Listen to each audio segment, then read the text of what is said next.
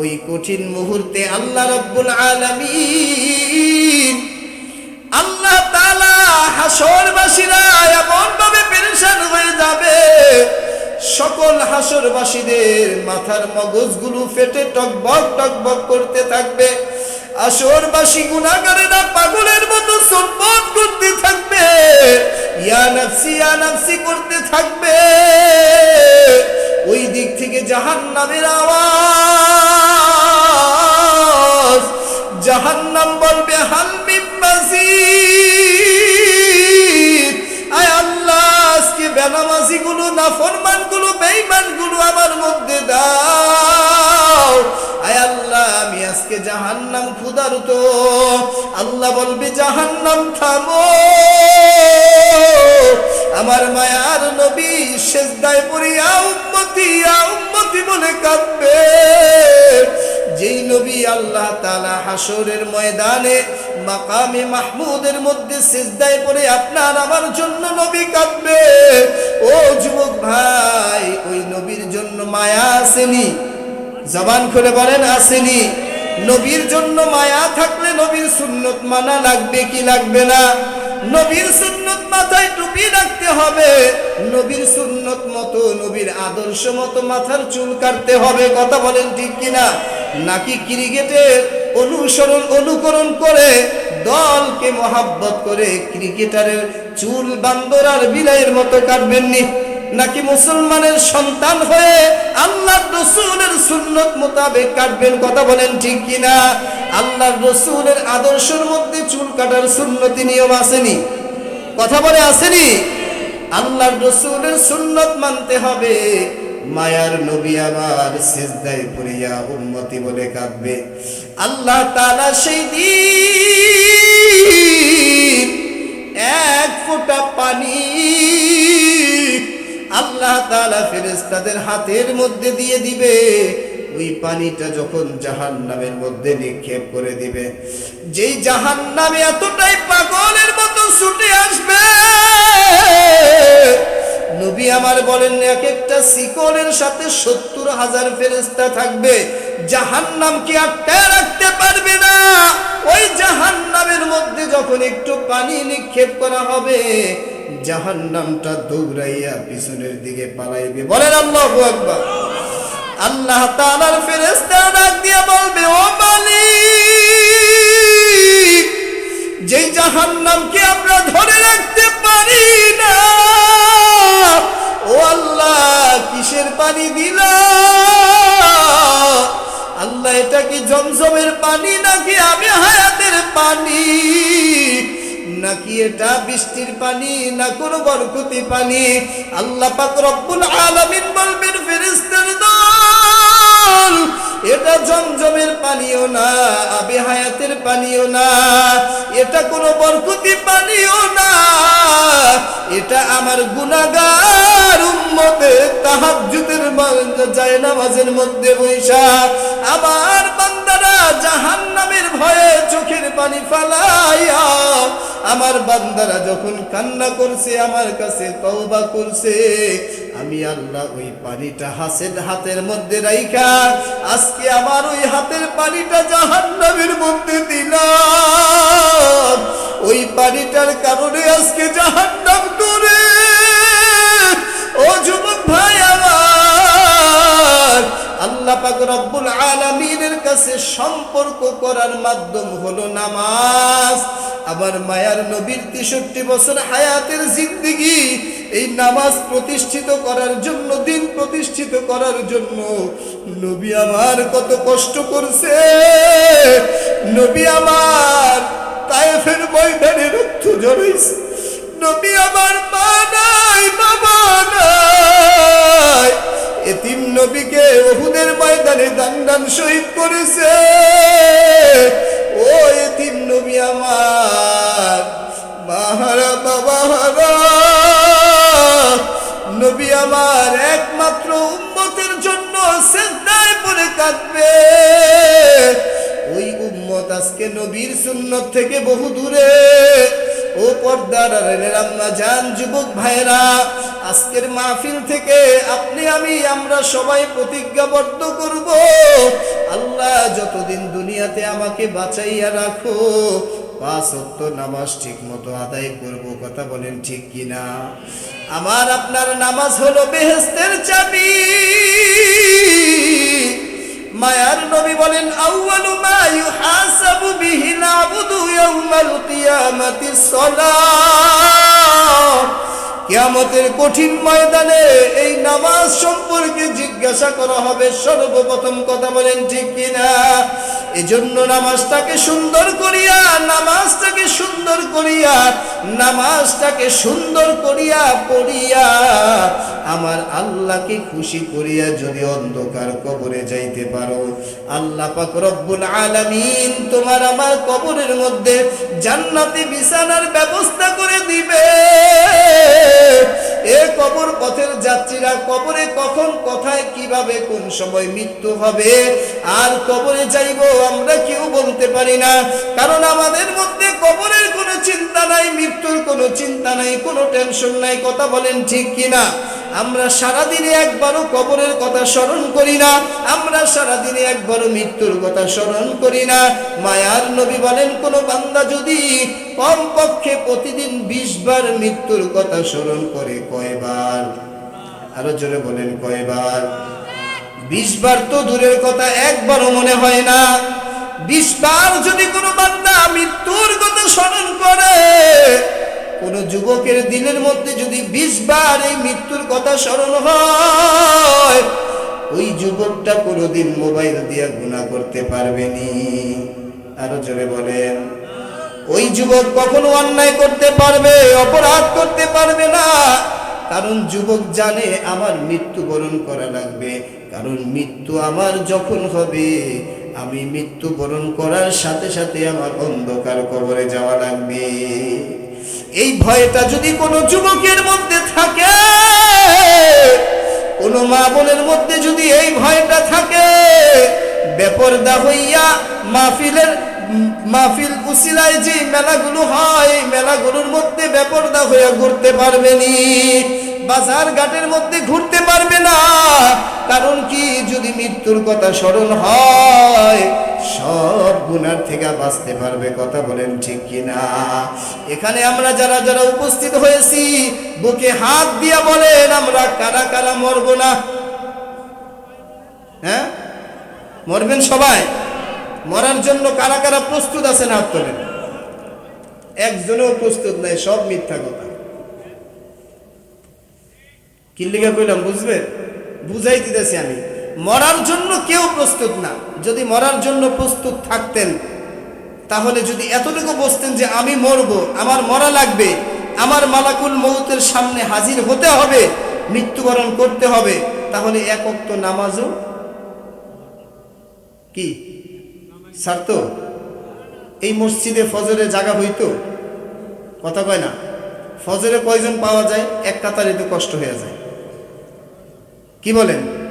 তাহলে আজকেই মানে আগামীকালকেই প্রমাণ হয়ে যাবে যে আমরা মরার জন্য কারা কারা প্রস্তুত। যারা মরার জন্য প্রস্তুত থাকবে, তাদেরকে কখনো কম্বল আর লেপ শীতে আটকে রাখতে পারবে? কথা বলেন। তারা অবশ্যই ফজরের নামাজে মসজিদে আসবে কি আসবে না? কথা বলেন, আসবে কি আসবে না? তাহলে মৃত্যুর জন্য প্রস্তুতি নিতে হবে কিভাবে জানেন?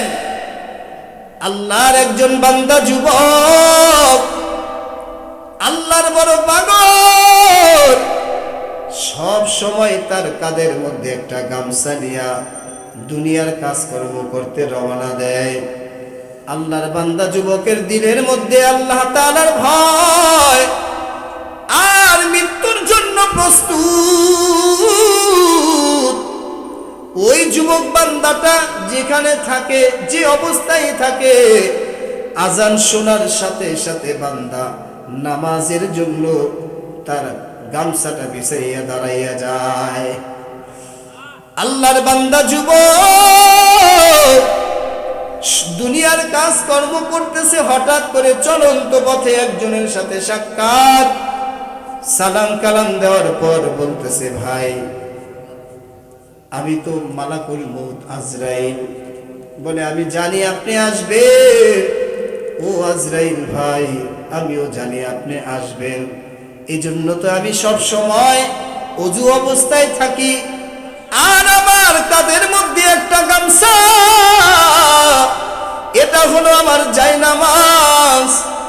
যখনই আমার কানের মধ্যে আযান আসে আর আমি দাঁড়াইয়া আল্লাহর কুদরতি পায়ে সিজদার জন্য এই গামছা বিছাইয়া দাঁড়াইয়া যায়। ও আজরাইল ভাই, আমি জানি আপনি একদিন আসবেন, তবে কখন আসবেন, কোথায় আসবেন, কি অবস্থায় আসবেন আমি জানতাম না। আপনার সাথে যেহেতু আমার সাক্ষাৎ হয়ে গেছে, আমি মৃত্যুর জন্য প্রস্তুত। আমি 2 রাকাত নামাজ পড়ব, ওই সিজদা অবস্থায় আপনি আমার রূহটা নিয়ে যাবেন। এ যুবক, তোমার হাতের মধ্যে এখনো গানের মোবাইল। যুবক, তুমি এখনো ঘরের মধ্যে শুয়া শুয়া ইয়ারফোন কানের মধ্যে লাগাইয়া গান শুনতে শুনতে তুমি দুনিয়ার সব হায়াত সময় সব নষ্ট করিয়া তুমি ঘুমের ঘরে যাও। যুবক, তুমি কি জানো, ঘুমের ঘরে যদি তোমার মৃত্যু হয়ে যায় আর তোমার মৃত্যু অবস্থায় মালাকুল মউত আজরাইল যদি আইসা দেখে তোমার হাতের মধ্যে গান বাজনার মোবাইল, তোমার কানের মধ্যে ইয়ারফোন লাগানো, বলো তোমার কি পরিস্থিতি হবে? তোমার মৃত্যুর শেষ পরিণতিটা কেমন হবে? এজন্য বাবা, মৃত্যুর জন্য প্রস্তুতি নিতে হবে। 5 ওয়াক্ত নামাজ ঠিক মতো আদায় করতে হবে। জবান খুলে বলেন, 5 ওয়াক্ত নামাজ আদায় করব আমরা ঘরে নাকি মসজিদে? কোথায়? ঘরে নাকি মসজিদে? মসজিদ কার ঘর? আরো আওয়াজতে বলেন। লাইটওয়ালা লাইট বানাইলো, লাইটের কাজ হলো আলো দেওয়া। এই লাইটের আলোটা যখন বন্ধ হয়ে যায়, লাইট যখন নষ্ট হয়ে যায়, এই লাইটের কোনো মূল্য নাই, মানুষ ফালাইয়া দেয়, নষ্ট করে ফেলে। আল্লাহ পাক রব্বুল আলামিন ঠিক আপনাকেও আমাকে আল্লাহ তাআলার ইবাদতের জন্য বানাইছেন মুমিন। আল্লাহ পাকের ইবাদতের মধ্যে সবচেয়ে দামি ইবাদতের নাম হলো নামাজ। এই নামাজের মাধ্যমে বান্দার সম্পর্ক হয় কার সাথে? আরো জবান খুলে বলেন, কার সাথে? আল্লাহর সাথে সম্পর্ক কারা কারা করতে চায় হাত তুলে আল্লাহকে দেখাও। আল্লাহ তাআলার সাথে সম্পর্ক করতে হলে আল্লাহ পাকের হুকুম 5 ওয়াক্ত নামাজ ঠিক মতো আদায় করতে হবে। কথা বলেন ঠিক কিনা? এ নামাজ 5 ওয়াক্ত আল্লাহ পাকের হুকুম। নামাজ আপনার আমার উপরে 5 ওয়াক্ত ফরজ ছিল না, নামাজ আমার আপনার উপরে 50 ওয়াক্ত ফরজ ছিলেন। কথা বলেন ঠিক কিনা? 50 ওয়াক্ত নামাজ আল্লাহ তাআলা মোহাব্বত করে ভালোবেসে আপনাকে আমাকে দিয়েছে। মায়ার নবীকে আল্লাহ তাআলা হাদিয়া হিসাবে নামাজ দিয়েছেন।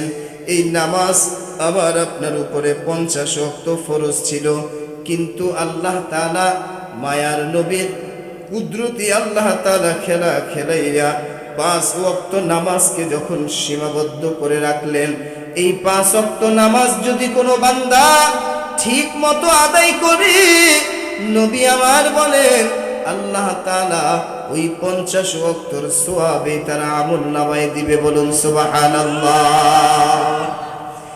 বান্দা পড়বে 5 ওয়াক্ত নামাজ। এই নামাজ কত দামি ইবাদত! নামাজের কথা কোরআনের মধ্যে আছে না নাই? আরো জবান খুলে বলেন, আছে না নাই? নামাজের কথা আমার আল্লাহ তাআলা কোরআনের মধ্যে একবার নয়, 2 বার নয়, 80 থেকে 82 বার আল্লাহ তাআলা আকিমিস সালাত, নামাজ কায়েম করো, এই কথাটা কার? আরো জোরে আওয়াজ দিয়ে বলেন, কার?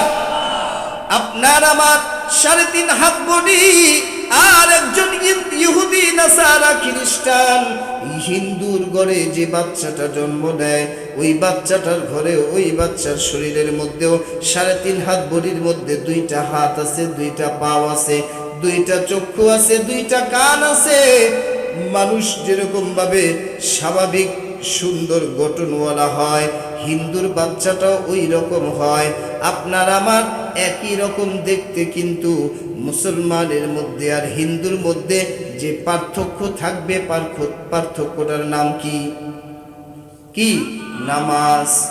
নামাজ। এজন্য আল্লাহ তাআলা বলেন, এই নামাজ আমি আল্লাহ তাআলা আমার বান্দাকে বানাইছি আমার জন্য, আর আমার বান্দা আমার ইবাদত বন্দেগী করবে নামাজ। কথা বলেন ঠিক কিনা?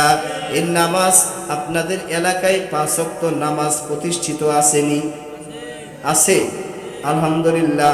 এখানে যারা উপস্থিত আছেন, আমি যদি হাত তুলতে বলি, আজকে ফজর কারা পড়ছেন, জোহর, আসর, মাগরিব, এশা, এই 5 ওয়াক্ত নামাজ কারা কারা পড়ছেন? হাত বেশি উঠবে না কম উঠবে?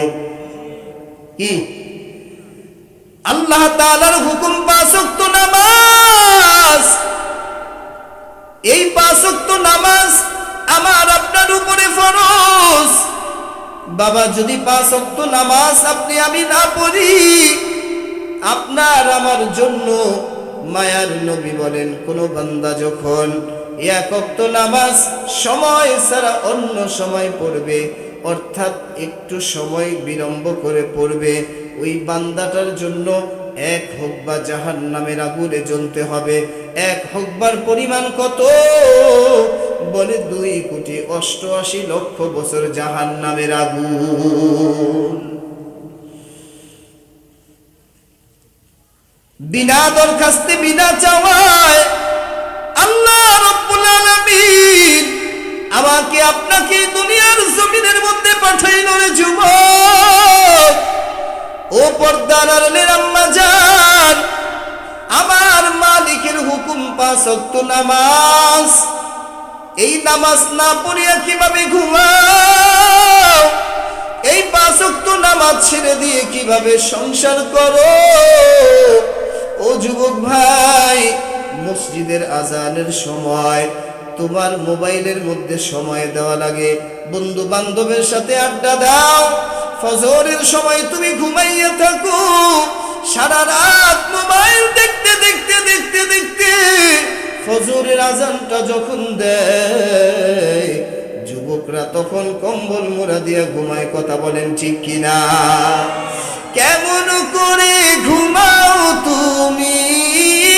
কেমন করে ঘুমাও তুমি? ফজর করে কাজা, এমনও তো হতে পারে জোহরে জানাজা। কথা বলেন ঠিক কিনা? কেমন করে ঘুমাও তুমি? বলেন একটু সবাই, কেমন করে ঘুমাও তুমি? ফজর করে কাজা, এমনও তো হতে পারে জোহরে জানাজা। কথা বলেন ঠিক কিনা? জোহরে জানাজা হবে, এই হবে না এরকম গ্যারান্টি কেউ দিতে পারেন কিনা? আজকের মাহফিল শেষ করে ফজরের নামাজ জামাতের সাথে পড়তে পারবো এমন কোনো গ্যারান্টি দিতে পারি কিনা? কেন পারি না? কারণ আপনার আমার পিছনে মালাকুল মউত আজরাইল সব সময় আপনার আমার পিছনে হাজির। দুনিয়াতে আসার সিরিয়াল আছে, যাওয়ার কোনো সিরিয়াল আসেনি? জবান খুলে বলেন, সিরিয়াল আসেনি? ঘরের মধ্যে সন্তান, বড় সন্তান আগে দুনিয়াতে আসে, তারপরে ছোট সন্তান, তারপরে মেজো সন্তান, এভাবে আসে। কিন্তু এই দুনিয়ার থেকে বিদায় নেওয়ার সময় কখনো কখনো দেখা যায় বাবার কাঁধের মধ্যে সন্তানের লাশ, মায়ের লাশটা সন্তানের কাঁধের মধ্যে। ও যুবক ভাই আমার, পর্দার আড়ালের আম্মা জান, দুনিয়াতে আসার সিরিয়াল রাখছে, যাওয়ার কোনো সিরিয়াল নাই। এজন্য হায়াত নামক নিয়ামত যিনি দিয়েছে ওই আল্লাহ রাব্বুল আলামিন আপনাকে আমাকে পাঠাইছে একমাত্র তার গোলামি করার জন্য, তার ইবাদত করার জন্য। যদি আজকে আমি আপনি আল্লাহর গোলামি ভুলিয়া দুনিয়ার পিছনে পড়িয়া, নেতা নেত্রীর পিছনে পড়িয়া, চেয়ারম্যান মেম্বার এমপি মন্ত্রীর পিছনে পড়িয়া যদি আমি আপনি স্লোগান দিয়া আমার আপনার হায়াতটা শেষ করিয়া দিই রে বাবা, বলেন তো ওই এমপি মন্ত্রী আপনার আমার দলের নেতা আমার আপনার কবরে যাবেনি? আমার আপনার কবরের মধ্যে একা একা থাকতে হবে। নবী বলেন আল কবরু রাউযাতুম মির রিয়াজিল জান্নাহ আও হুফরাতুম মিন হুফারিন নার। দুনিয়ার মধ্যে দুনিয়াদার পাগলেরা এই দুনিয়া ছেড়ে যখন অন্ধকার কবরের মধ্যে যাইবা, ওই অন্ধকার ঘর, নির্জনতার ঘর, পোকামাকড়ের ঘর, একা একির ঘর, ওই নির্জনতার ঘর, মাটির ঘর, কবর কারো জন্য হবে জান্নাতের বাগান, আবার কারো জন্য হবে জাহান্নামের গর্ত। ওই কবরের কি কোনো খবর আছে নাকি রে বাবা? ওই কবরে কি দিয়া রওনা দিছ? ওই কবরে খালি হাতে গেলে তোমার আমার অবস্থা বড় ভয়ঙ্কর হয়ে যাবে। ওই কবর এমন একটা মাটির ঘর, 3.5 হাত মাটির ঘর, বিছানাবিহীন, ল্যাপ নাই, কম্বল নাই, কোনো কিছু নাই। আপনার আমার ওই অন্ধকার কবরের মধ্যে কোনো সঙ্গীও থাকবে না, সাথীও থাকবে না। ওই কবরের মধ্যে আপনাকে আমাকে যখন রাখবে, প্রত্যেকটা মানুষকে 3টা প্রশ্ন করবে। কথা বলেন ঠিক কিনা? আমার আপনার সকলকে 3টা প্রশ্ন করবে। আমি বক্তাকেও যেই প্রশ্ন করবে, আপনি শ্রোতাকেও সেই প্রশ্ন করবে। আমি একজন সাধারণ মানুষ, আমার জন্য 3 প্রশ্ন। আপনি একজন শিক্ষিত শিল্পপতি, আপনার জন্য একই প্রশ্ন। কথা বলেন ঠিক কিনা? ওই 3টা প্রশ্ন দুনিয়া থেকে শিক্ষা অর্জন করে, ওই 3টা প্রশ্ন আপনার আমার দুনিয়ার থেকে আমল করিয়া যদি আপনি আমি যাইতে পারি, তাহলে অন্ধকার কবরটা হইয়া যাবে জান্নাতের বাগান। আমার আপনার কবরের মধ্যে যে 3টা প্রশ্ন করবে, 1 নাম্বার প্রশ্ন থাকবে কি সম্পর্কে বলেন তো? রব সম্পর্কে। আমার আপনার রব কে? আরো জোরে আওয়াজ দিয়ে বলেন কে? আমার আপনার রবের নাম কি? আরে মুসলমানের আওয়াজ দিয়ে বলেন রবের নাম কি? আর একটু আওয়াজ দিয়ে বলেন রবের নাম কি? আল্লাহকে একটু জবান খুলে ডাক দেন আল্লাহ। আল্লাহকে যদি একবার আল্লাহ বলিয়া কোনো বান্দায় ডাক দেয়, আমার আল্লাহ বলে ওই বান্দাটা আমাকে একবার ডাক দেয়, আমি আবার ওই বান্দার ডাকে 70 বার সাড়া দেই।